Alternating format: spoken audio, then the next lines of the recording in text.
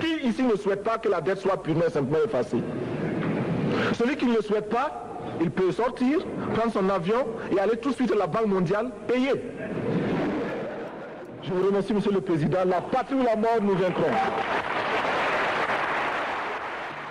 Thomas Sankara, le Che Guevara africain.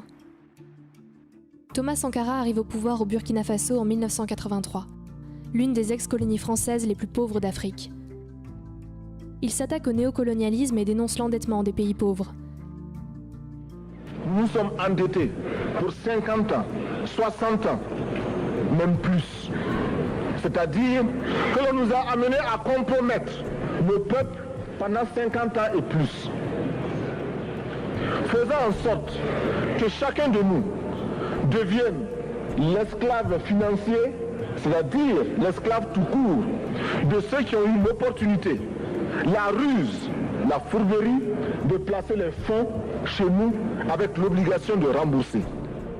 Il multiplie les alliances avec les dirigeants tiers-mondistes comme Fidel Castro, dont il reprend le slogan « La patrie ou la mort ».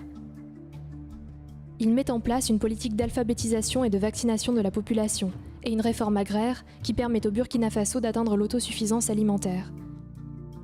Il cherche à promouvoir l'émancipation des femmes. Et les femmes, elles sont aujourd'hui dominées par des hommes eux-mêmes dominés. Donc elles sont doublement dominées. Pour libérer les mentalités, il faut oser s'attaquer à certains aspects de notre culture qui aliènent la femme. Il n'hésite pas à bousculer les intérêts du gouvernement français et des féodalités du Burkina Faso qu'il cherche à détruire. Il est assassiné le 15 octobre 1987, à l'issue d'un coup d'État mené par Blaise Compaoré, son compagnon de révolution et plus proche ami, avec le soutien probable du gouvernement français, dont Blaise Compaoré est resté un allié irréprochable durant ses 27 années de dictature. Aujourd'hui encore, celui que l'on surnomme l'homme intègre demeure une source d'inspiration constante pour les mouvements d'émancipation africains.